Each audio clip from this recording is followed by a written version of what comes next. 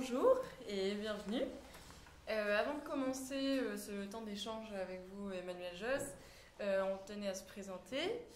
Donc nous sommes Joséphine, Emma et Alice et on fait partie de l'Utopie. L'Utopie, c'est un tiers-lieu associatif étudiant culturel et solidaire situé juste à côté, rue Kessler. Nous proposons une programmation culturelle et solidaire comme des débats, des concerts, des expositions, des rencontres. Et on mène aussi des actions de lutte contre la précarité étudiante et plus largement, et notamment la précarité alimentaire.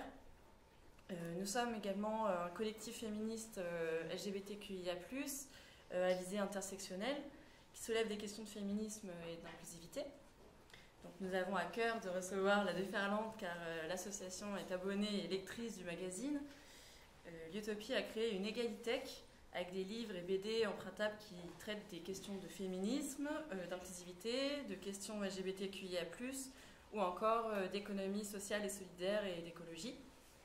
Et quand vous rentrez à l'Utopie, une des premières choses que vous voyez sur la gauche, c'est le magazine de la déferlante. Donc nous avons auparavant organisé des échanges appelés les cafés féministes, où nous recevions des autoristes pour parler de leurs œuvres et débattre autour des thématiques. Donc nous sommes très contentes de recevoir l'une des rédactrices en chef de ce magazine trimestriel, Emmanuel Josse. Bonsoir, bonjour. Et pour présenter très globalement, La Déferlante, c'est un média engagé et éthique qui porte sur des questions de féminisme, de genre et d'antiracisme, créé et dirigé par des femmes qui donnent la parole aux femmes et aux minorités de genre et qui visibilisent leurs combats. Mais je pense que la meilleure personne pour en parler, c'est Emmanuel, et notamment avec le dernier numéro. Alors, est-ce que... On se tutoie. On se tutoie, allez. Est-ce que tu peux prendre le dernier numéro de La Déferlante pour nous présenter le magazine et comment il est composé? Alors, c'est bien d'avoir un numéro comme ça pour montrer un peu les principes de la revue. On a monté la revue, le premier numéro était il y a pile 2 ans, avec l'idée le sentiment qu'il y avait beaucoup de livres en librairie sur ces questions-là, beaucoup de podcasts, beaucoup de choses en ligne aussi, qui étaient des ressources très riches, mais qu'il n'y avait pas de revues qui permettent un peu d'aiguillonner, d'orienter les lectrices qui auraient souhaité des clés un petit peu pour ces débats qui prenaient de plus en plus de place dans nos vies quotidiennes, dans les espaces médiatiques, culturels, etc. Et donc on s'est dit... il faut comme ça quelque chose qui soit à la fois ancré, qui cristallise à certains moments des questions qu'on se pose, en partant du principe qu'avec le genre, on peut parler de tout. On peut parler aussi bien de la vie très quotidienne que des plus hautes sphères du pouvoir. Et donc quelque chose qui cristallise, qui rassemble, et en même temps qui soit quand même inscrit dans un flux d'actualité. Donc c'est comme ça qu'on est parti sur un trimestriel. Ce qu'on essaye de faire à chaque numéro, ce qu'on fait à chaque numéro, c'est à la fois de présenter, alors on a à chaque numéro un dossier où on part d'un verbe pour le moment, on est sur un geste, un phénomène, quelque chose qui nous interpelle, et on essaye de voir à l'intérieur de cette action, alors là c'est baiser, c'est particulier, de cette pratique, je ne sais pas trop comment dire, de cette pratique à la fois intime et politique, de voir en fait ce qui se passe en termes de genre, en termes de revendications féministes et aussi LGBT+. Voilà, donc là c'est le numéro... donc là, le dossier, c'est baisé. On en a fait d'autres. Là, on est en plein dans la préparation du prochain dossier qui sera dansé, habité. Et avant ça, l'an dernier, on a parlé de parler. On a parlé de rire. Voilà, j'ai trop réinventé la famille. Et puis jouer, qui était le dernier numéro de l'année 2022. Donc ça, c'est un peu le principe... le principe structurant. L'autre papier assez structurant et qu'on met souvent en couverture, c'est une grande rencontre d'ouverture. On est parti de cette idée que beaucoup de femmes, alors on a eu aussi un homme en rencontre, on en aura peut-être d'autres, mais pour le moment on n'a eu qu'un, avait de personnalités du monde intellectuel, du monde politique, du monde culturel, avaient des choses à dire sur le genre, sur leur construction de genre, sur leur lutte féministe quand elles en mènent. On choisit plutôt pour le moment des personnalités disons engagées, qui ont fait leur coming out féministe, entre guillemets, en disant qu'il y a des choses à creuser là-dedans. Et l'idée, en fait, en créant, avec l'idée de la rencontre, c'est à chaque fois de mettre en regard des personnalités, de créer quelque chose qui soit un petit peu plus que juste, entre guillemets, un entretien, avec des regards qui se mélangent. Dans ce numéro 9, donc on a rassemblé la députée Rachel Keke, qui vient du monde de la lutte sociale, qui était femme de chambre et qui a mené 22 mois avec d'autres, qui a mené 22 mois de grève pour obtenir de meilleures conditions salariales au sein du groupe Accor, où elle travaillait comme femme de ménage pour des sous-traitants notamment. Donc qui a été une lutte sociale victorieuse, qui est montée petit à petit comme ça, et puis qui a apporté beaucoup d'espoir, et qui a été élue députée au printemps dernier avec la NUPS.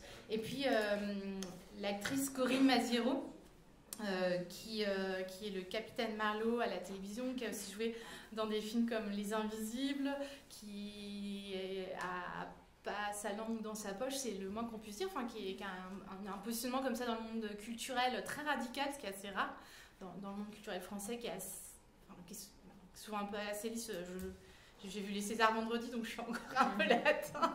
Corinne Maziero d'Eton, elle vient elle-même d'un milieu très populaire. Elle est fille de mineurs et d'une femme de chambre, et donc elle a une femme de ménage. Elle a aussi beaucoup de choses à raconter sur ce que ça signifie que d'être une femme de milieu populaire. Donc ça, c'est la grande rencontre d'ouverture. Et puis à l'intérieur aussi, ce qu'on a toujours, je feuillette un petit peu, c'est pas très adroit, mais je vous donne des exemples. Il n'y a pas besoin de micro pour ça en plus.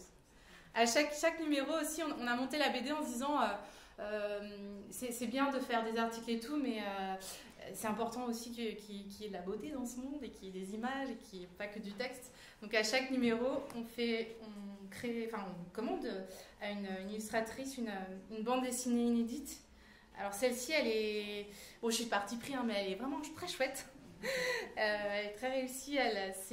L'illustratrice parle de son arrière-grand-mère qui a été une femme qui a subi une lobotomie, et qui raconte comment cette pratique de mutilation a longtemps, dans la deuxième moitié du XXe siècle, a permis était vue comme une solution pour guérir des maladies mentales. Et puis on a également à chaque numéro un portfolio.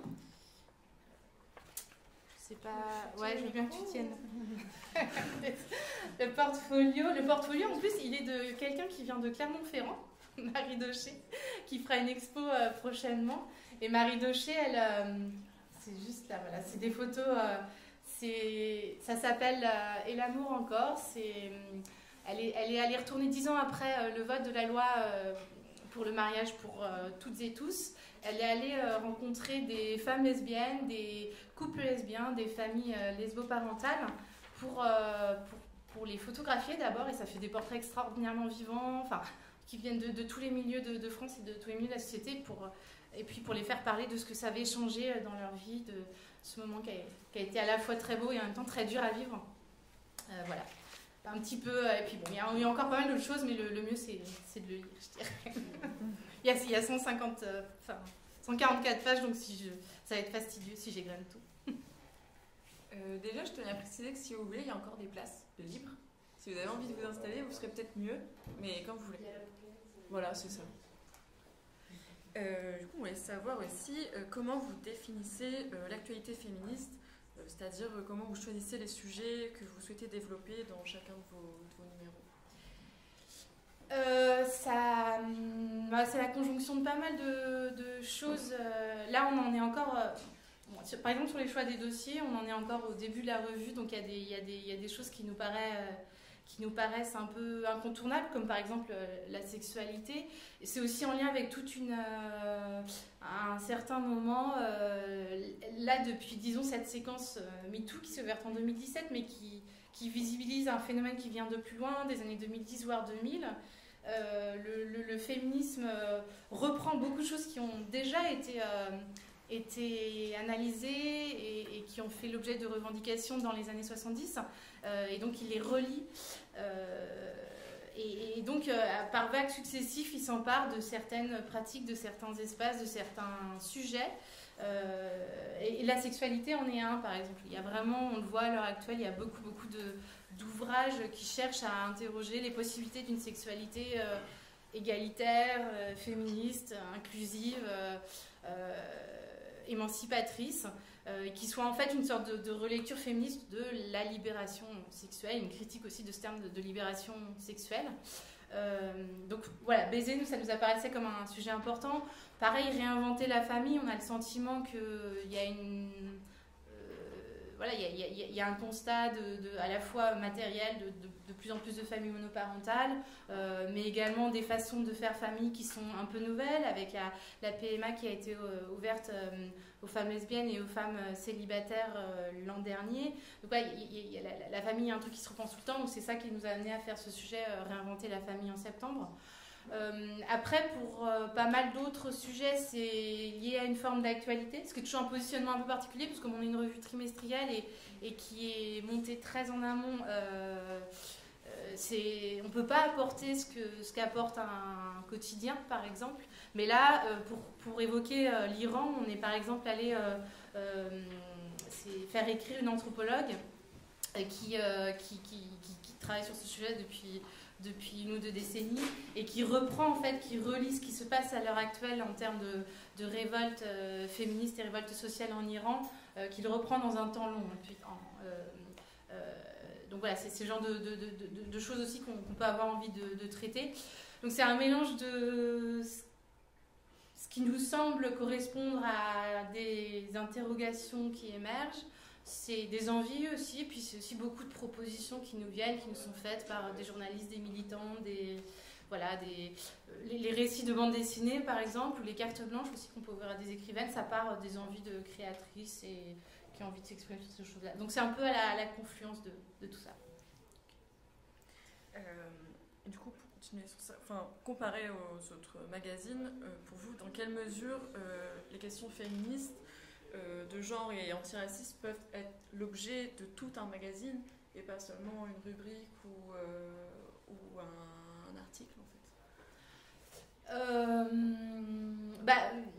C'est marrant parce que quand on a monté la revue, certains nous disaient, plus que certaines, nous disaient mais vous aurez vraiment de quoi tenir quelques numéros. On est au numéro 9 et on a toujours un gros problème d'espace par rapport à toutes les possibilités de traiter des sujets.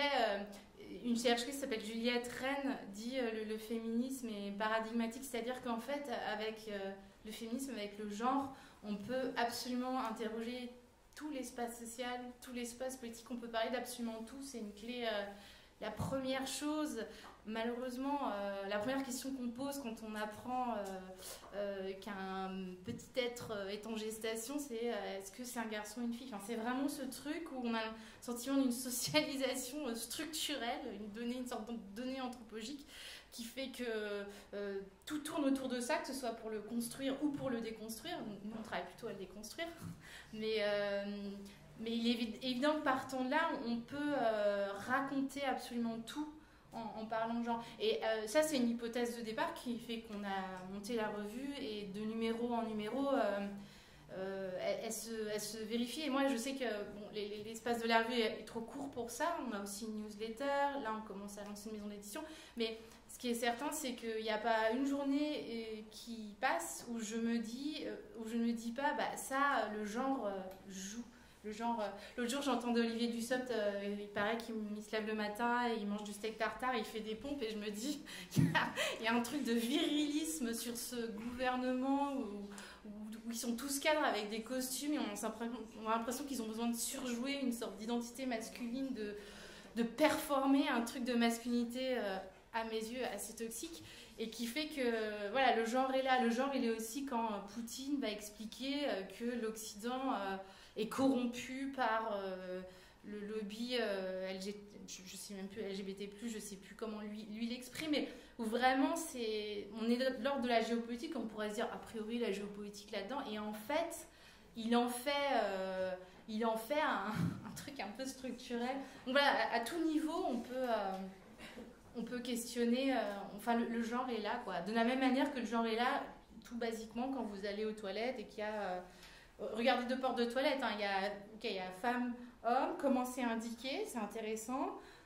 Comment aussi ça exclut les gens qui vont se dire non-binaires, les personnes trans, comment ça performe du genre quand en dessous du logo femme, vous trouvez la cinétique femme, vous trouvez un petit bébé dessiné. Enfin, voilà, il se passe, et on parle juste de porte de toilette. Donc voilà, de Poutine aux toilettes, il y a du genre partout.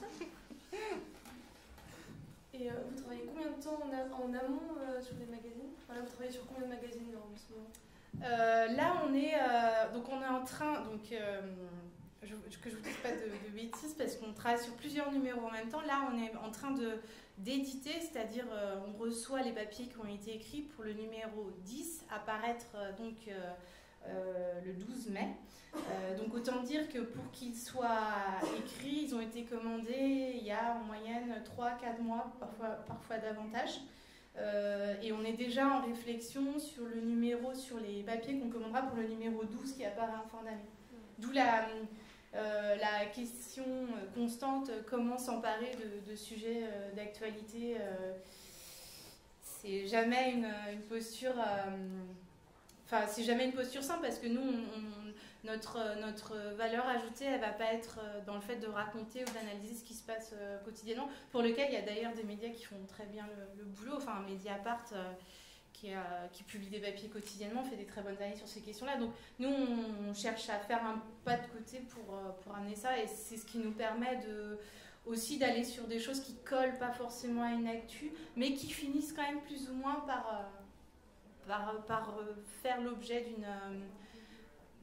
par revenir dans l'actualité. Enfin, il y a un truc qui fait que c'est des sujets qui sont quand même un peu en permanence dans le temps. Ouais. Et du coup, vous êtes 4 fondatrices. Comment ça se passe, la gouvernance à la déferlante?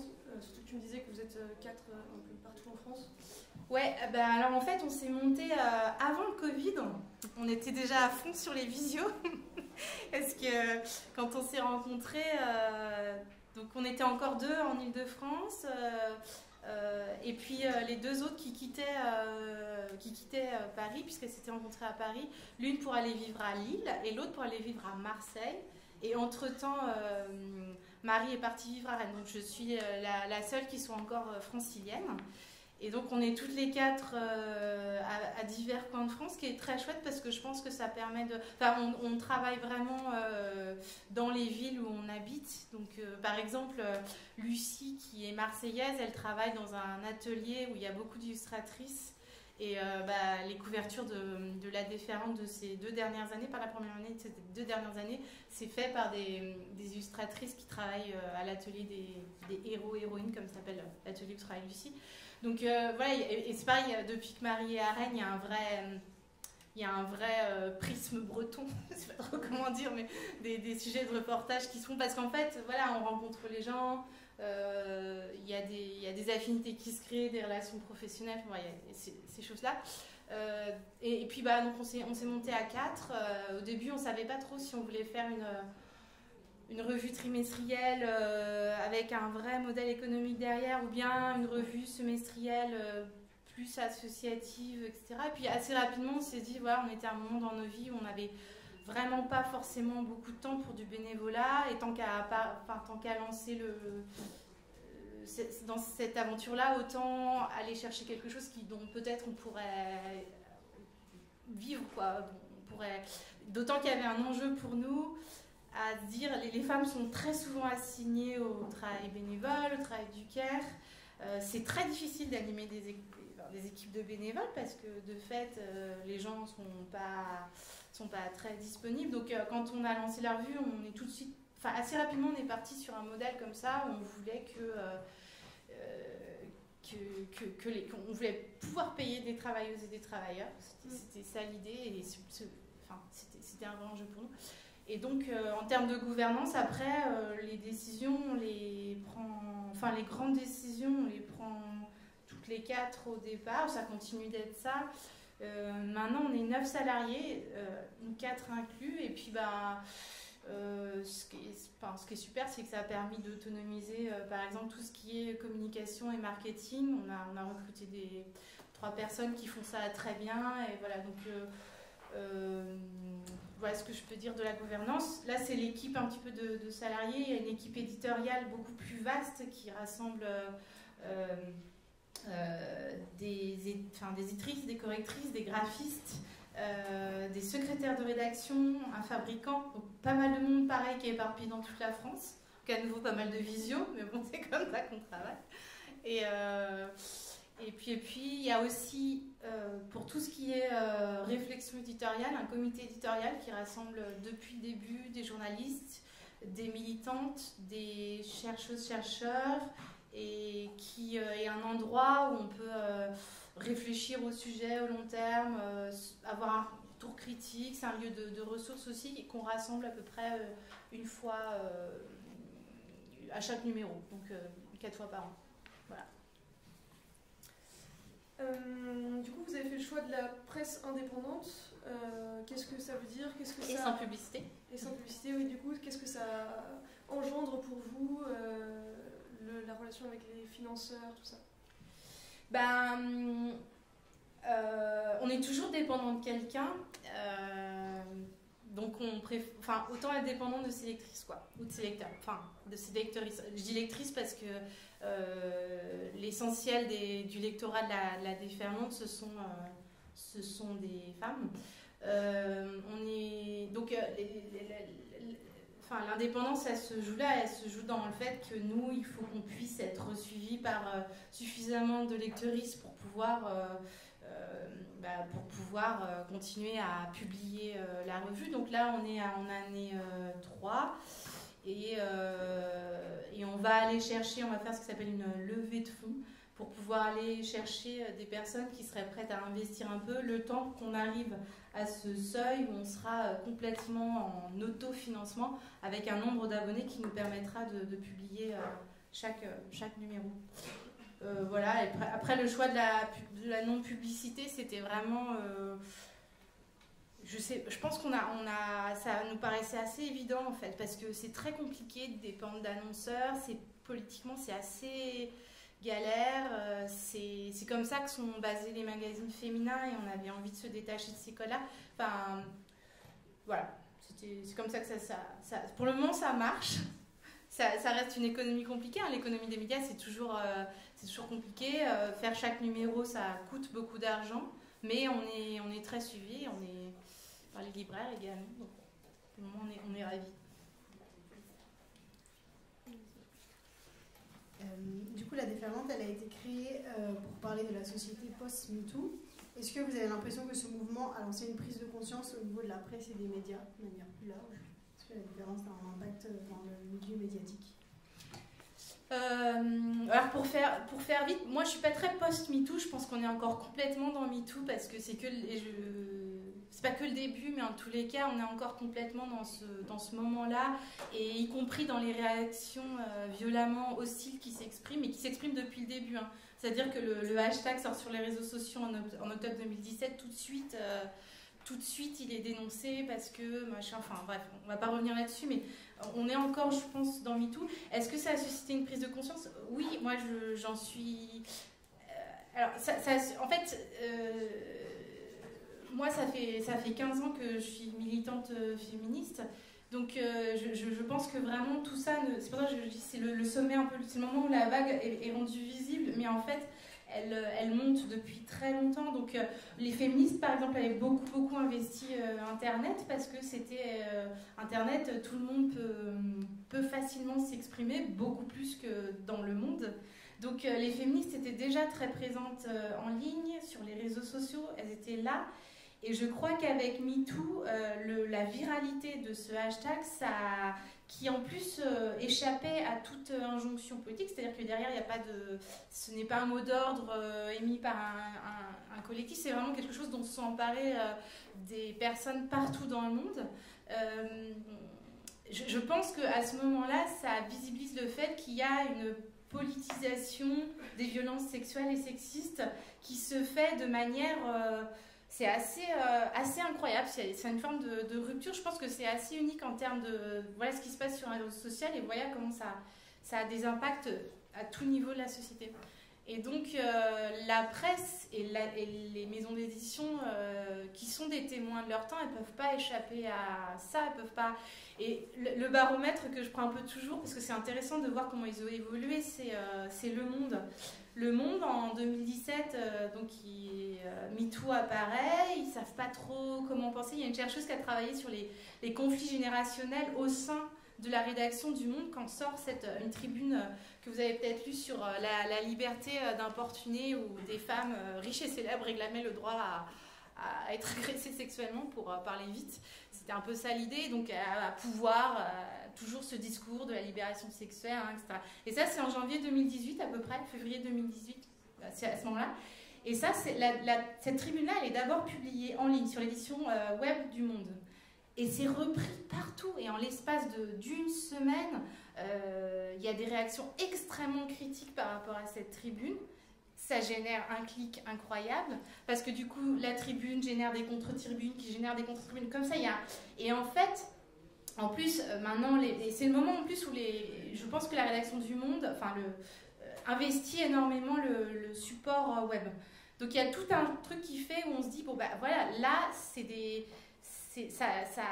ça crée du débat, ça crée du conflit, et ça amène un lectorat qui intéresse tout média, c'est-à-dire plus féminin, plus jeune, alors que le lectorat, notamment je pense du Monde, a tendance à être plutôt des hommes de 50 ans, quelque chose, ça doit être un peu ça leur cible. Donc voilà, ils prennent acte du fait que tout ça intéresse.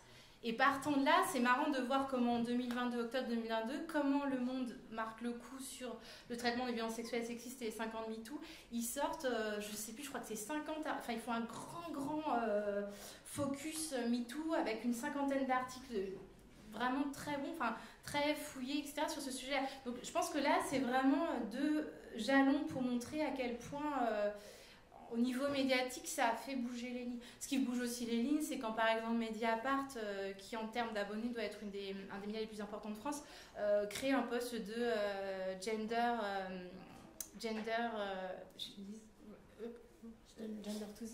non, c'est gender... c'est coordinatrice sur les questions de genre.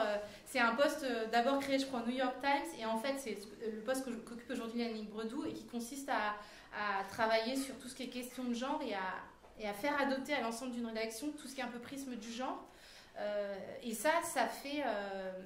ça montre aussi une évolution. Alors après, derrière, là je parle de médias qui ont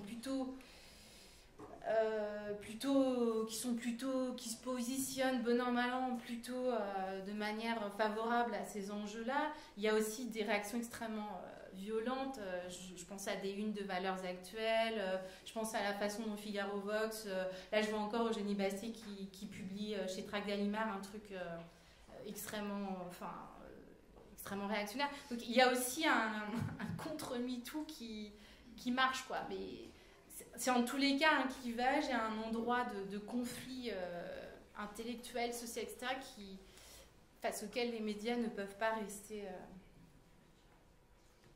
Du coup, comme vous l'avez dit, ça a été beaucoup développé dans le cas des podcasts ou dans le cas des médias en ligne, les questions de féminisme et de genre.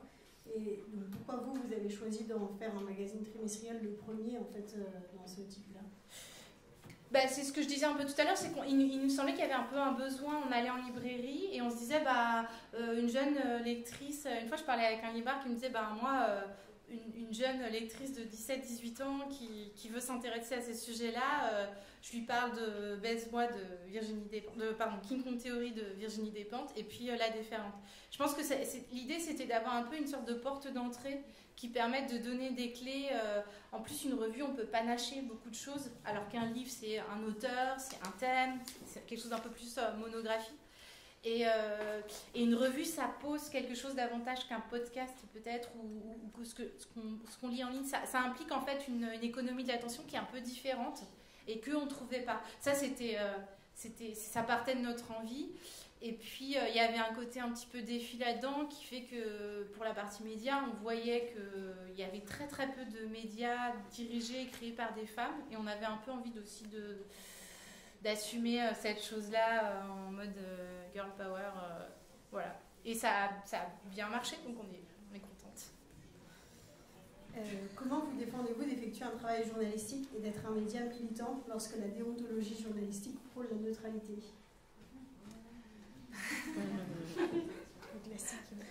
Non, c'est une question qui n'est jamais résolue, parce que moi déjà je ne crois pas à la neutralité journalistique en fait, parce que tout journal est le fruit d'un...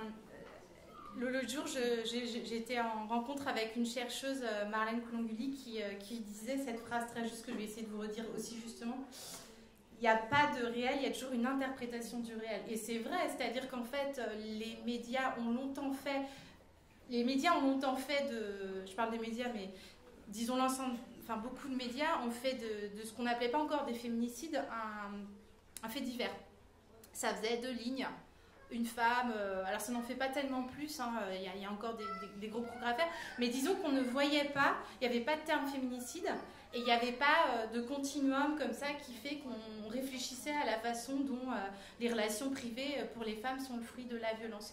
La violence, c'était un truc d'homicide dans les rues, c'est des trucs de mecs, etc. Il y avait ce truc-là, quoi. Alors que bon, on fait divers, voilà, c'est un peu malheureux, elle est tombée amoureuse du mauvais bonhomme, enfin il y avait ce truc-là. Et en fait, le nombre de féminicides, malheureusement, est relativement constant. Et pour autant, ce qui a changé, donc c'est pas le réel en soi, mais c'est la façon dont on l'interprète, dont on l'analyse, et dont on essaye aussi de monter des revendications derrière. Donc ça, je pense que la façon dont est pris en compte la violence conjugale, c'est vraiment pour moi typiquement un endroit où il n'y a pas de neutralité, quoi. Quand on décide de romantiser un fait divers ou quand on décide de politiser un féminicide, pour parler un petit peu comme ça de manière binaire, bah voilà, on est sur un même fait, factuellement c'est la même chose, une femme a été assassinée par un homme. Alors qu'est-ce qu'on en dit? Est-ce qu'on considère que c'était le hasard ou est-ce qu'on considère que c'est le fruit d'une oppression structurelle? Donc ça, c'est un peu pour dire le point global. Après, sur chaque numéro, chaque article, c'est le fruit d'arbitrage, de se dire... moi, je pense qu'on est plus honnête avec une lectrice ou un lecteur en lui disant, voilà, vous êtes dans une revue féministe, vous savez globalement un peu quels sont nos présupposés, nos grilles d'analyse, voilà ce qu'on va vous raconter. Et ça me semble un petit peu plus honnête que... Et en plus, je pense que ça n'empêche pas la nuance, ça n'empêche pas la réflexion, ça n'empêche pas... Enfin, pour fréquenter pas mal de militantes, les militants et militantes sont des gens qui se posent beaucoup de questions aussi, parce que c'est le fruit de... on n'est jamais... Enfin, si, il y a des personnes figées, mais il y a des journalistes qui sont figés dans leur analyse et qui les répètent depuis 30 ans à la télévision. Donc, tout est possible...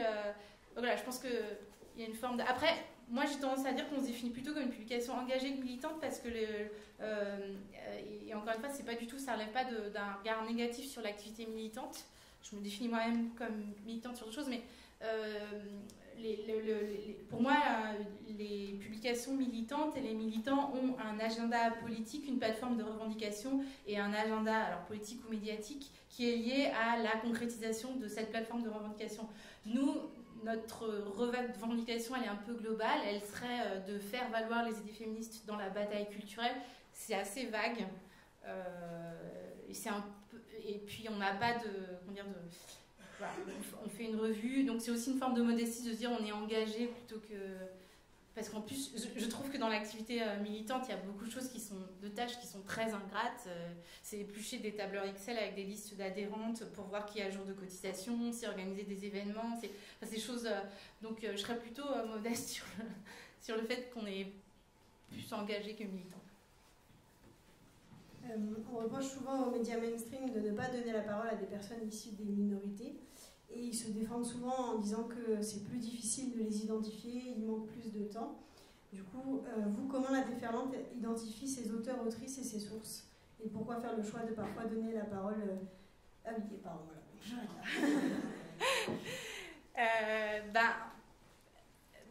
Déjà, bon, le geste féministe, ça consiste à donner la parole globalement à des personnes qui l'ont moins que d'autres. Donc, si on veut s'inscrire dans ce geste féministe-là, il faut toujours répéter cette idée qu'on aimerait donner la parole à des personnes qui l'ont moins que d'autres.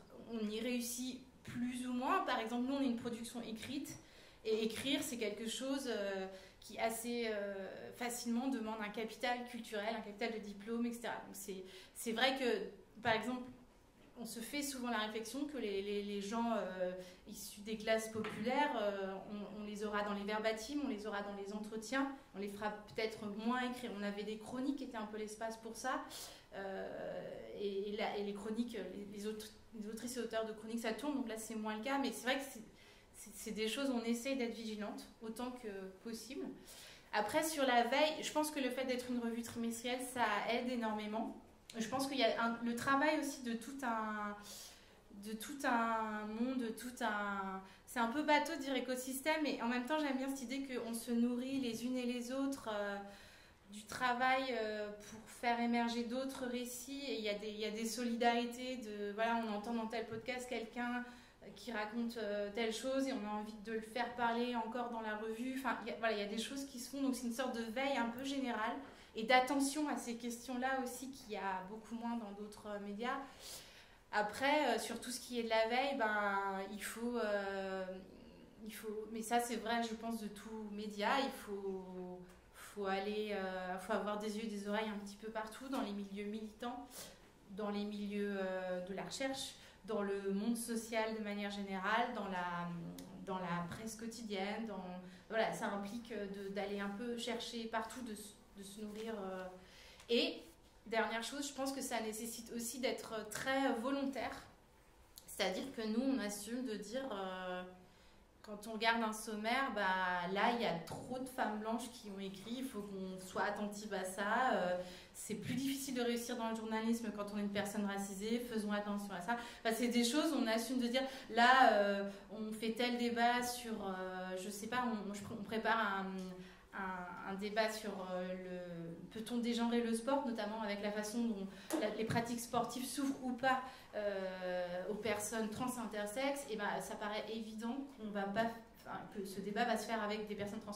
C'est ce genre de choses aussi qui font... Mais encore une fois, pour moi, ça relève vraiment d'un geste féministe qui, je l'espère, pourrait aller dans toutes les sphères médiatiques, mais qui nécessite du temps.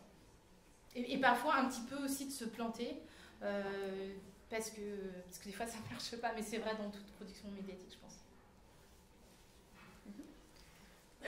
Au niveau de l'édition de votre magazine, pourquoi vous avez choisi, après 2 ans d'existence en tant que La Déferlante, d'ouvrir une maison d'édition? Ça, c'était vraiment lié à une frustration. C'est qu'en fait, 144 pages, à chaque fois on se dit, oh là là, on écrirait bien un peu plus, on aurait un petit peu... Donc, comme on venait des livres, que ça marche très bien avec les libraires, la Joie Gaëlle par exemple, on est soutenu par les libraires depuis le début, donc il y avait un peu une envie, on aime énormément les livres, il y avait envie un peu d'en faire nous-mêmes, et là par exemple, le premier livre qui sort s'appelle La fin des monstres de Talma Desta, et c'est lié aux chroniques. Donc Talma Desta est un homme trans, militant transféministe, qui a écrit des chroniques pour nous. Au début, il nous a écrit un peu fâché. Son premier courrier, c'était assez énervé, en mode vous êtes trop binaire, etc. Et on a commencé à dialoguer avec lui, on a dit vas-y, écris des chroniques. Et puis ces chroniques étaient super parce que c'est quelqu'un qui a à la fois une plume de pamphlétaire et une plume de poète. Et La fin des monstres et la jonction de ça, c'est un texte très beau. Enfin, je suis de parti pris. Voilà. Et donc, on avait envie de suivre Tal sur 100 pages plutôt que juste sur 2 pages. Et puis, le prochain livre qu'on publie, donc de Marie Daucher, qui est de Clermont-Ferrand, c'est c'est ça, je vous l'ai dit. Elle fait une expo prochainement. Ce sera donc pareil la poursuite de ce travail dont on voit un aperçu dans le portfolio. Avec, il y aura une quarantaine d'entretiens avec ces femmes et ces couples qu'elle allait interviewer, pareil avec l'idée de déployer au long et de proposer une promenade un petit peu plus en longueur. On voulait aussi poser des questions un peu plus spécifiques sur le dernier magazine que vous avez sorti. Par exemple, vous avez consacré tout un sujet sur le sexe qui, de nos jours, reste quand même un sujet assez touchy, assez compliqué à parler. Est-ce qu'il est important pour vous de bousculer cette norme sexuelle dans laquelle on évolue dans notre société? Touchy, je sais pas, hein, parce que je pense qu'il y a une certaine manière de parler du sexe qui est très passe-partout, quoi. Enfin, la sexualité est quelque chose d'hyper normé, d'hyper mercantile, hein, parce que l'industrie de la pornographie vend énormément. Les Inrocks, tous les ans, ils ont fait un mensuel avec je sais plus comment ils le baptisent, mais qui est spécial sexo, enfin des trucs comme ça. Donc c'est des choses qui sont pas non plus... Après, porter un regard féministe sur ce sujet-là, oui, c'est vrai que... Puis c'est pas que... Enfin, c'est féministe, c'est aussi... Dans le dossier, c'est aussi anti-validiste. Il y a un long entretien avec Noenger, qui est une femme...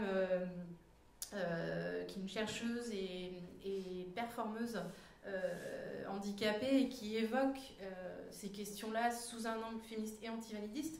Et de manière générale, donc c'est questionner par rapport à ce truc très très normé, c'est questionner les vécus minoritaires. Et ouais, ça paraissait un peu crucial parce que tout le monde en parle et en même temps, tout le monde en a un peu peur, tout le monde... donc... pour le coup, il y avait vraiment matière et les féministes le font d'ailleurs, et elles ont intérêt vraiment à s'en emparer. Donc, ça nous paraissait assez évident d'être à cet endroit-là. Moi, je voulais revenir du coup sur l'interview croisée, donc comme vous l'avez dit tout à l'heure, entre Rachel Keke, première femme de chambre débutée, femme racisée, et Corinne Maziero, qui est une comédienne, autrice et militante féministe. Et donc, comment cet échange vient questionner les différentes méthodes de lutte féministe?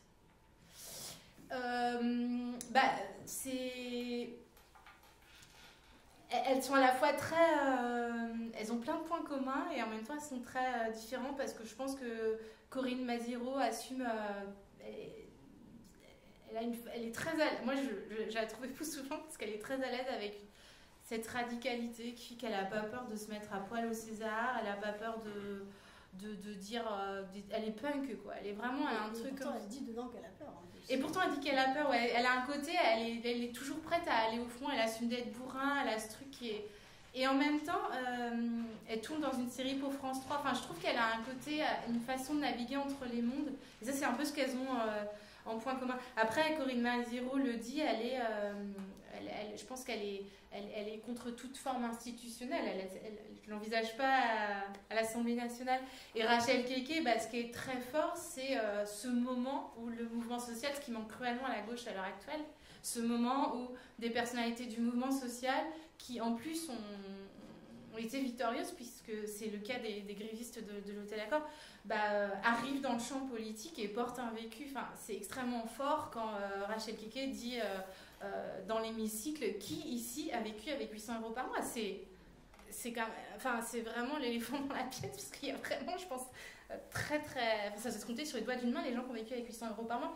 Donc voilà, c'est des choix qu'elles ont fait assez différents, et en même temps c'est des femmes qui ont ce bagage qui font qu'elles ont peur et elles n'ont pas peur, quoi. Il y a un truc très fort. Et ce qui était chouette dans cette rencontre, c'est qu'en plus on a eu la permission de la faire au sein de l'Assemblée nationale. C'était très drôle d'organiser cette séance photo où à un moment Corinne Maziero a fait semblant de demander en mariage Rachel Keke. Il y avait un truc super... elles ont fini un peu par danser aussi. Enfin, c'était... Voilà, je pense qu'elles détonnent à leur manière, et après, j'espère que rien n'étouffera leur soif de... Je pense que c'est des femmes qui sont aussi abîmées par certaines choses. C'est assez émouvant parce que Corinne Maziero notamment parle beaucoup de l'inceste dont elle a été victime, donc on voit aussi ce qu'il y a de douleur dans ces luttes-là.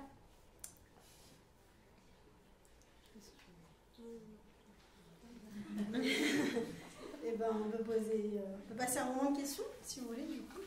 Essayez de parler assez fort, s'il vous plaît, pour que tout le monde puisse vous entendre. Je me demandais comment vous avez eu l'idée d'appeler cette revue La Déferlante. Vous voulez que je répète la question ou tout le monde a... Donc, comment on est venu à appeler La Déferlante? J'aimerais vous dire qu'on y a passé des heures et des heures, mais plutôt avec des idées foireuses à la fin. Et puis un jour, on s'est dit, c'est venu comme ça, et ça s'est imposé immédiatement. Donc moi, je me disais, on n'arrivera pas à trouver le truc qui s'impose et qui fait l'unanimité. Et en fait, on l'a eu. Et La Déferlante parce qu'il y a ce côté-là de MeToo sur les réseaux sociaux. La Déferlante aussi parce que c'était un moment juste avant le Covid où il y avait eu cette grande manifestation qui a été parmi l'une des plus réussies de ces dernières décennies en novembre 2019, lutte contre les violences faites aux femmes. Donc il y avait cette présence massive dans les rues, sur les réseaux. Et puis, ça fait aussi référence aussi à une historiographie féministe où on pense les mouvements par vagues, comme ça. Donc là, on serait dans la 3e ou 4e vague, il y a débat. La 2e, c'était les années 70, on a beaucoup parlé de violences sexuelles. Et la vague précédente, c'était la première moitié du 20e, où on essayait de lutter pour des droits civiques, droit de vote, égalité dans le mariage, des choses comme ça. Donc voilà, là, il y avait aussi cette idée de vague. Il y avait une petite référence à Virginia Woolf, qui est un peu qui est une icône féministe, une écrivaine extraordinaire, auquel on a consacré un portrait là, dans le numéro 4, et qui a écrit donc un texte qui s'appelle Les Vagues. Et puis il y avait aussi ce truc de ne faites pas de vagues, en fait, ce qu'on dit toujours aux personnes victimes de violences au sein de la famille, au sein du couple, au sein du travail. Ne faites pas de vagues, ne faites pas de bruit. Et justement, l'idée, c'est un peu de dire l'inverse, d'autant que dans une vague comme ça, une grosse vague, il y a un côté collectif, donc tout était un peu là-dedans. Ça, c'était juste avant le Covid, et après, on était en plein projet éditorial quand le Covid est arrivé, et on lisait partout une déferlante dans les hôpitaux, on se disait « Oh, les gens n'auront plus très envie d'entendre parler de déferlante. » Mais en fait, ça va. On est un bon virus. Moi, je veux juste savoir si vous utilisez le site Les Expertes pour trouver des personnes avec qui discuter, de vos interviews. Ouais, alors pour les experts, c'est un annuaire, je vous le conseille à toutes et tous. C'est un annuaire où les femmes peuvent s'inscrire en expliquant quels sont leurs domaines d'expertise, et ça permet pour les médias qui sont toujours en recherche de personnes et de profils à interviewer sur tel et tel sujet, de renouveler leur panel d'invités. C'est accessible gratuitement, et donc est-ce qu'on utilise des experts? Ça nous arrive. Après, dans les faits, comme on a beaucoup de chercheuses et chercheurs autour de nous, et qu'en plus les études de genre historiquement sont organisées pour se rendre visibles les unes les autres avec des mailings et des associations. On trouve des personnes ressources assez facilement, mais je pense que c'est parce qu'on est sur une publication un peu spécialisée là-dessus. Donc c'est un peu notre rôle d'être... mais les experts, je pense que pour les médias qui sont plus généralistes, c'est une mine. Et puis j'espère que les médias un peu plus généralistes lisent La Déferlante aussi, où on essaye de faire émerger des noms de chercheuses, de militantes, d'écrivaines et de journalistes. Et juste pour le Mediapart, c'est Gender Editor. Ouais, c'est ça, Gender Editor. Voilà, Gender Editor. Donc premier poste dans un média français spécialisé sur les questions de genre, et qui est un peu repris parce qu'aux Parisiens ils ont nommé une journaliste comme ça qui doit porter ça. Enfin, c'est un peu une pratique qui est en train d'essaimer, donc c'est une bonne chose.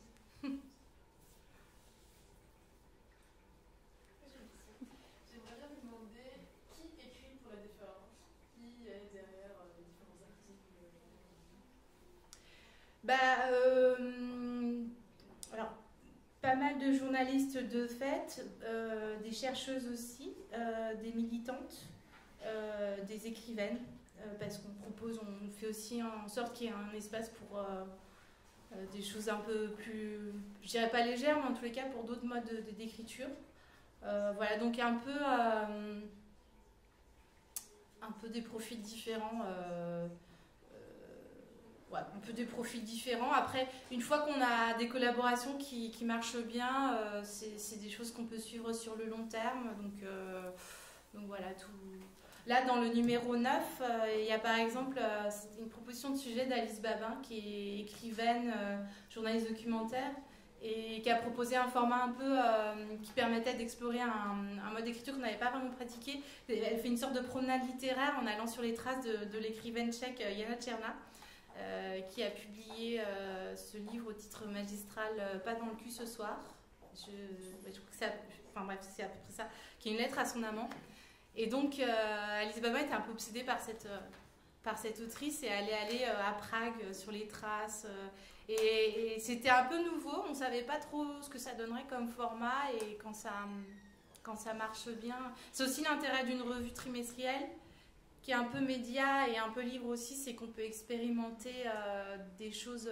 C'est moins codifié, je pense, qu'un hebdo ou un quotidien, bien sûr.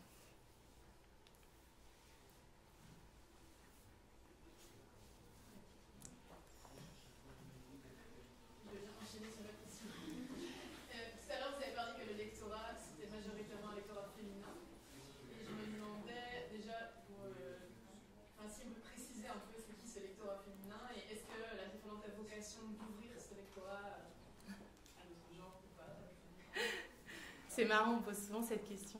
Où sont les hommes ? Déjà, il y en a quelques-uns, c'est bien. En fait, le lectorat, on est allé demander à nos lectrices et lecteurs qui ils étaient il y a un an, c'est pour ça que je vous le dis un peu précisément. J'ai plus exactement le pourcentage de femmes et d'hommes, mais c'est clairement une grande majorité de femmes. Cis et trans, on n'avait pas fait le distinguo. Et puis pour ce qui est de l'âge, c'était une donnée qui nous avait marqué, c'est à 40% des lectrices qui ont entre 25 et 34 ans, ce qui est assez rare pour un média, d'avoir un lectorat jeune comme ça. En plus, on sait qu'on est une revue, c'est 19 €, donc c'est pas accessible à toutes les bourses. C'est pour ça qu'on a développé une newsletter où là on propose des articles gratuits. Donc lectorat plutôt jeune, même si on est lu par toutes les tranches d'âge. Et pour ce qui est d'aller chercher, en fait, je sais pas, c'est une vraie question. Où sont les hommes ? Je sais pas trop comment y répondre. Je pense que ça, c'est quelque chose qu'on a en tête. Il faut qu'on parle davantage de masculinité dans la revue, parce qu'on est une revue sur le genre et qu'on parle beaucoup des femmes, et qu'on a intérêt on en parlait ce matin en réunion édito en se disant, il faut là, sur la sexualité par exemple, on se fait des retours critiques un peu en permanence, et c'est ce qui manque par exemple dans le dossier sur la sexualité. C'est un truc, voilà, c'est des choses qu'on a un peu en tête. Après, c'est une vraie question. Comment on va chercher les lecteurs, si ça impliquerait d'atténuer, je sais pas, de modérer un peu le propos en baissant un peu le pavillon féministe, on ne le fera pas. C'est pas l'idée. Donc là, j'ai envie de dire, on est à un stade où quand même il y a énormément, Gaëlle disait tout à l'heure, son rayon féminisme il y a 5 ans c'était ça, et aujourd'hui c'est central, ce milieu des sciences humaines. Donc en fait, un lecteur vient dans la librairie, il ne peut pas passer à côté. Donc c'est comme s'intéresser ou pas à l'écologie, c'est comme s'intéresser ou pas à l'antiracisme. Moi je suis une femme blanche et j'ai toute une culture qui me manque complètement de politisation sur ces questions-là. J'essaie de m'y intéresser, de rattraper ce retard-là. Je pense qu'il y a un moment aussi où, même si on est celui ou celle qui a, disons, le beau rôle dans le conflits politiques, il faut, pour peu qu'on ait des envies de justice sociale, c'est pas le cas de tout le monde, il y a ce qu'il faut à l'heure actuelle. Donc tout le monde peut lire La Déferlante, je pense. Enfin, tout le monde. Nonobstant le fait que c'est une revue à 19 € qui implique aussi un temps d'attention que tout le monde n'a pas. Clairement, c'est une revue, quoi. Donc il y a une forme d'exigence intellectuelle, et ça, j'entends vraiment. Mais ce que je veux dire, c'est que tout le monde, à l'heure actuelle, peut trouver, si on s'intéresse au féminisme, peut trouver sa porte d'entrée. Il y a des super comptes Instagram, il y a de la super vulgarisation qui se fait à tous les niveaux, il y a aussi des entretiens 2 heures, enfin vraiment il y a tout ce qu'il faut. On n'est pas sur une rate. Après, donc la parole féministe est là, il faut que les hommes libèrent l'écoute féministe, quoi. C'est un peu ce qu'on dit de MeToo, c'est-à-dire c'est pas une libération de la parole, c'est une libération de l'écoute. Bah, je crois que dans le féminisme c'est un peu pareil, il faut à un moment, est-ce qu'on s'y intéresse ou pas? Mais après, je concède qu'il faut vraiment qu'on parle davantage de masculinité. Voilà. Alors moi, je voulais apporter mon petit témoignage. Donc, je suis abonnée à La Déferlante depuis le début. Et les hommes, ils sont à la maison. Ils piquent les magazines et ils feuilletent. Donc, excellent. Ils n'achètent pas. Mais je pense que ça peut être une question à poser la prochaine fois que vous faites un sondage auprès de vos lectrices. Savoir s'il y a quelqu'un du genre masculin à la maison et s'il pique le magazine. Ça peut être une façon de voir le lectorat caché. Parce que je pense que je ne suis pas la seule dans ce cas-là. Voilà. Ben, c'est ça qui est assez beau avec les revues et avec les livres, etc. C'est qu'on peut les laisser traîner. Il y a un côté... il faut peut-être une démarche plus volontaire pour mettre un podcast ou aller lire... un média en ligne qui portera là-dessus, quoi. C'est vrai qu'une revue, nous on voulait aussi en faire un bel objet parce que c'était une manière d'accompagner c'est plus facile quand c'est beau, quoi, quand c'est un endroit où on a envie de, il y a des couleurs, il y a des, c'était important aussi pour ça. C'est aussi pour ça qu'on essaye dans la revue, je sais pas si on arrive à chaque coup et probablement pas, mais d'avoir des articles qui soient plus faciles d'accès que d'autres. La rencontre, la grande rencontre, c'est vrai que c'est toujours un peu des noms, c'est vrai que c'est retirer une dynamique de notoriété, mais en fait, c'est une rubrique extrêmement lue sur laquelle on a beaucoup de retours. Et je pense que ça désinhibe le fait d'entendre parler des gens de manière très incarnée, des gens dans lesquels on peut se projeter un peu, mine de rien, parce qu'on les a vus au cinéma ou des choses comme ça. Pas se projeter, mais en tous les cas, on les identifie. Et je pense que c'est vraiment important aussi de ne pas être sur un quant à soi militant ou un truc, on dit attention, c'est des trucs trop compliqués pour toi. Donc je pense que c'est aussi pour ça qu'on essaye de panacher. Je vous dis, là il y a une rencontre comme ça, et puis à côté de ça il y a un article que j'ai co-signé dans ce numéro-là sur le féminisme dans les amphis, qui est un peu plus universitaire, qui fait le point sur où en sont les études de genre. Donc l'idée c'est vraiment que chacun, et puis la bande dessinée ça raconte une histoire, c'est encore autre chose. Donc l'idée c'est de faire appel un peu aux sensibilités de chacune et chacun pour, je cherche le mot, pour désintimider le rapport à des questions militantes. C'est pas le bon terme, mais ne pas intimider en tout cas.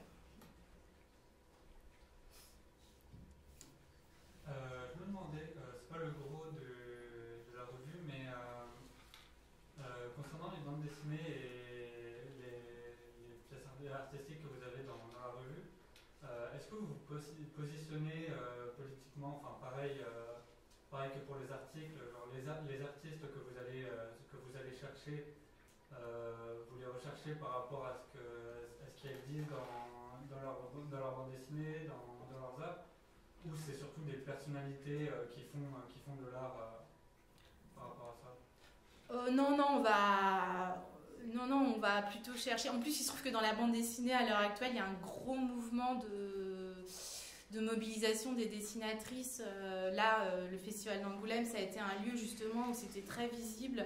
Donc là, les dessinatrices font collectif. En plus, elles s'entraînent, je pense, les unes et les autres, parce que c'est plus facile d'y aller en bande. Donc c'est plus facile pour nous de savoir qui est d'accord sur les fondamentaux. Donc on est attentive à ça. Après, des fois, ça peut être, dans le cas par exemple d'Elisabeth Olville, ça peut être le positionnement politique va consister à raconter une histoire qui pourrait aller aussi dans un média pas moins engagé que le nôtre, je pense, parce que de fait, les personnes victimes de lobotomie, ce sont essentiellement des femmes. C'est des expérimentations qui ont commencé sur des femmes de milieu populaire. Enfin, donc, et c'est pas des expérimentations, c'est des mutilations d'ailleurs. Et en fait, le propos politique, il est là de revisibiliser un truc qui a été une violence de genre pratiquée par le personnel médical pendant plusieurs décennies. Donc, Elisabeth Olville, on lui a parlé de... je ne sais plus comment ça a commencé, mais elle nous a dit, j'ai cette histoire-là à raconter, qui est une histoire familiale en plus, c'est le fil de son récit. Et donc voilà, mais oui, on a des dessinatrices engagées, toutes, à peu près toutes, je dirais, sur les grands formats. Peut-être que quand c'est des illustrations d'une page ou deux, notre choix va se porter sur le fait de varier les profils. Hein. On essaye d'avoir des jeunes dessinatrices racisées, etc., de personnes trans. Voilà, on a aussi vraiment cette volonté de diversifier. Et après, est-ce qu'on va vérifier que les gens sont membres de ce collectif-là, des dessinatrices qui est en lutte contre le collectif de lutte contre le sexisme dans la bande dessinée? Je ne sais plus quel... Non, on ne le fait pas forcément, mais après, le fait de publier dans La Déferlante aussi, ça marque un peu quelqu'un, de fait, je pense. Un petit peu.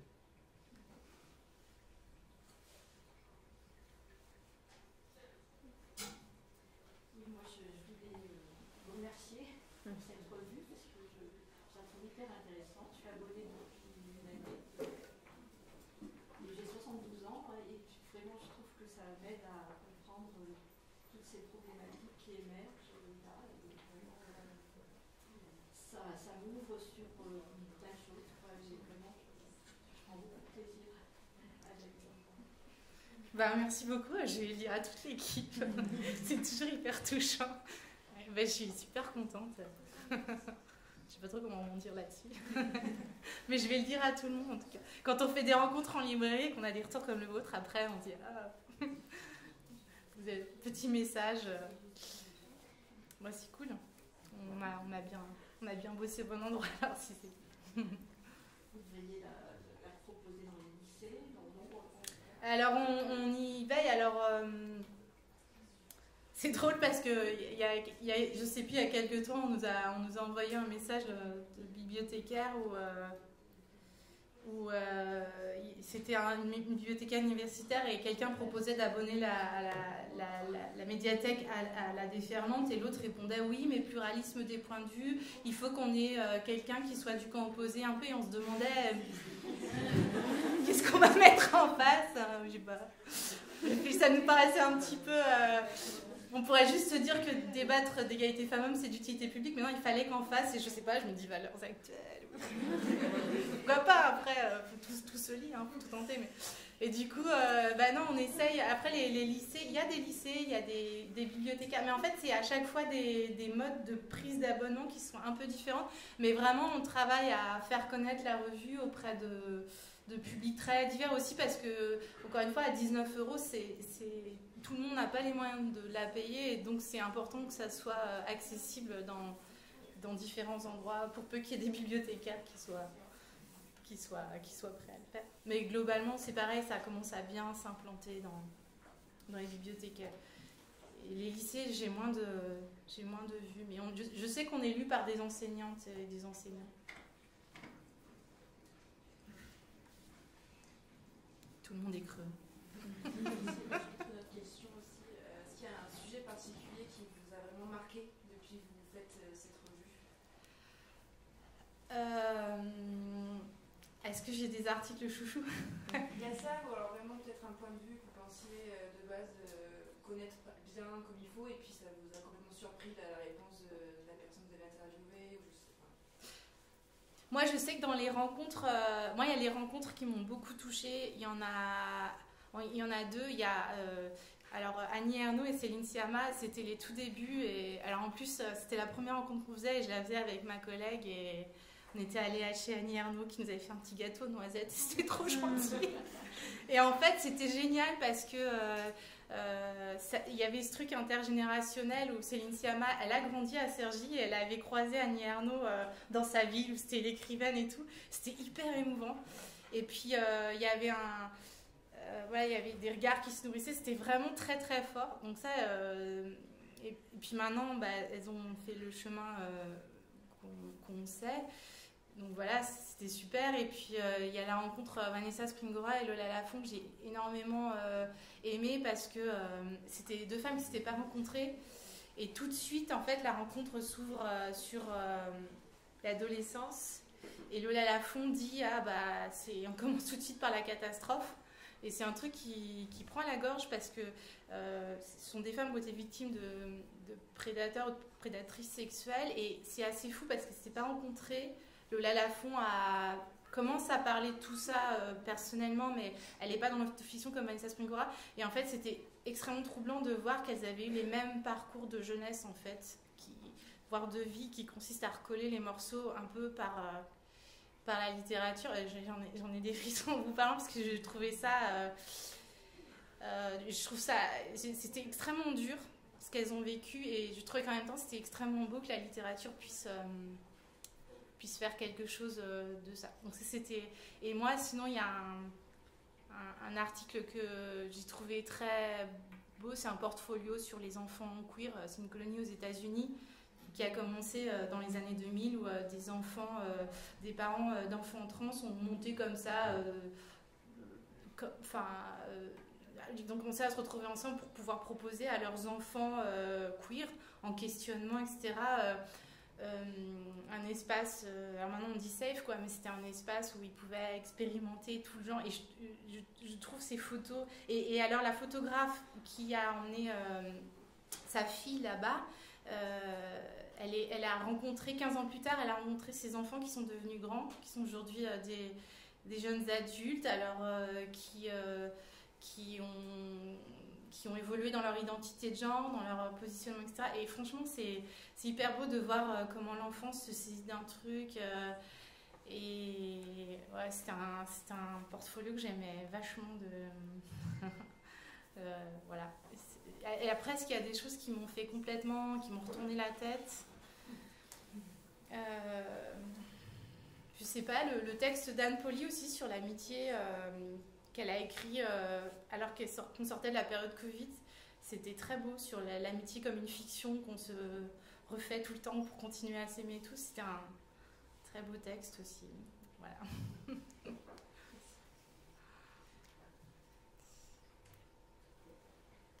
Si on en est au remerciement, vous évoquez le texte sur un reportage photo sur les colos, et merci beaucoup pour ça parce que ça nous a permis d'explorer, de trouver une colo qui convient bien mieux aux filles, et on la cherche depuis que Lynn a 5 ans, elle en a 11 aujourd'hui, donc merci beaucoup pour ça.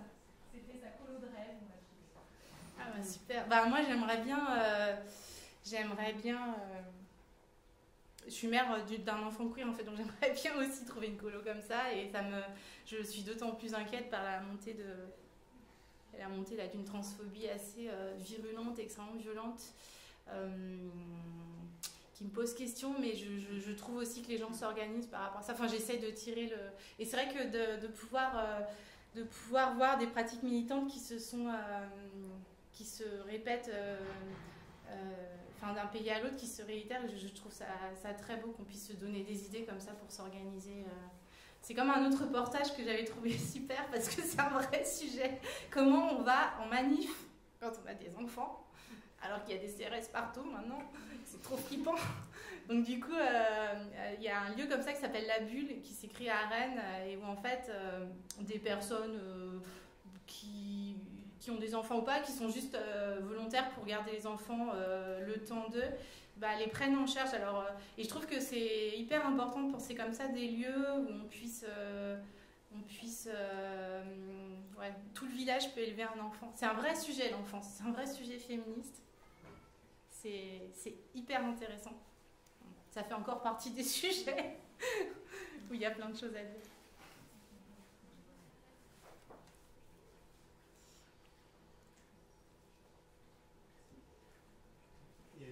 profondeur éditoriale dans la déferlante avec une prise sur l'actualité et puis vraiment une réflexion très profonde sur les sujets. Et je me demande, après 3 ans finalement en fait, de réflexion et d'écriture, si vous éditez toujours en fait, tous les numéros aujourd'hui, si justement cette volonté de perpétuer finalement même le premier numéro peut encore se faire dans 3, 4 ou 5 ans. Bah, on va essayer, hein, je peux pas vous dire. Mais on va essayer. Ce qui est sûr, c'est que là, des fois, on se dit, bon, attention, on se répète un peu, on écrit un peu les mêmes trucs. Et c'est pour ça qu'il faut qu'on parlait des masculinités. C'est parce qu'il faut qu'on réfléchisse à d'autres manières de débattre. Mais je pense que c'est une vigilance qu'il faut avoir pour toute publication éditoriale, c'est qu'on est tenté, le rythme de publication fait qu'on a tendance à vouloir un peu refaire les mêmes choses. Néanmoins, je pense qu'il y a aussi pas mal les problématiques se renouvellent constamment et il y a beaucoup de choses qui sont des incitations à repenser un peu les formats. Mais oui, c'est vrai qu'on se le disait un petit peu. Mais je pense que c'est assez compliqué parce que 2 ans, mine de rien, c'est très rapide. Et on peut pas non plus. Il y a ce truc un peu dans les médias de nouvelles formules assez rapidement. Et moi, je me dis, il faut quand même installer des choses avant de pouvoir les faire bouger. Et voilà. Et je vois encore beaucoup de papiers à traiter avant qu'on se dise. Mais en plus. Là, avec la maison d'édition, on aimerait aussi aller davantage, justement, pour s'adresser à un lectorat jeune, parce qu'il y a un enjeu de fou sur les réseaux sociaux où s'organise une riposte antiféministe extrêmement violente. Donc il y a aussi cet enjeu-là, on ne peut pas se cantonner au papier. 9000 abonnés comme on en a aujourd'hui, c'est pas beaucoup. Donc on voudrait investir aussi un petit peu plus ce format-là, et ça implique du coup ça questionne à chaque fois le format et la pédagogie qu'on veut mettre en place. Donc, voilà. Est-ce que vous... Pardon. Vas-y. Est-ce que vous travaillez avec d'autres magazines féministes comme Panthère Première ou des choses comme ça? Il y a des circulations d'autrices. Okay. Par exemple, c'est Nora Benarod, je crois, ou Naike, qui écrit dans Panthère Première et qui est en train de réaliser un portrait de Vandana Shiva qu'on va publier dans le numéro de septembre. Donc il y a des noms comme ça. C'est un peu l'écosystème dont je parlais, le fait de se nourrir de... C'est une super revue aussi, Panthère Première. En fait, qui est plus sur du... moi, j'aime bien en ça les fanzines. On n'est pas un fanzine. Parce que je trouve que les fanzines, il y a un côté... moi, j'adore ça. Mais c'est un peu intimidant. Parce que c'est un côté... C'est foufou, quoi. Mais c'est vrai que il y a beaucoup de textes. Enfin, il y a moins ce côté un peu plus didactique que nous, on revendique. Parce qu'on pense que c'est important. Mais alors, quand on choisit, par exemple, Lucille Gauthier en couverture, ça tire un peu vers l'esthétique fanzine, par exemple. C'est des choses qu'on peut... Mais on peut s'en inspirer, mais je pense qu'on ne pourra jamais tout à fait avoir la même approche parce que...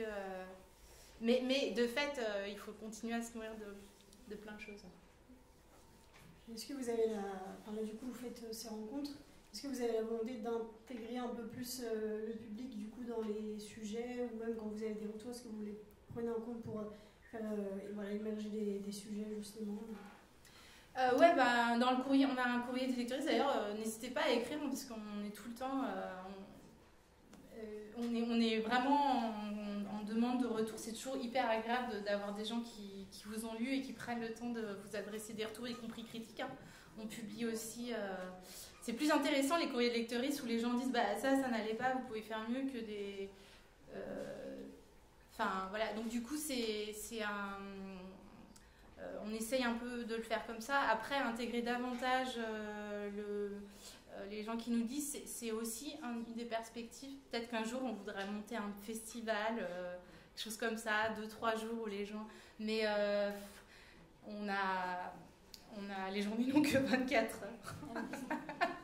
on est bien occupés déjà. Là, il y a la maison d'édition. On va refaire des choses sur le site justement pour mettre des formats un petit peu plus peut-être vidéo, des choses comme ça. Et après, parce que c'est vraiment génial. Et puis, on a besoin de se créer des endroits où on se rencontre, on se donne des forces, on échange sur des pratiques.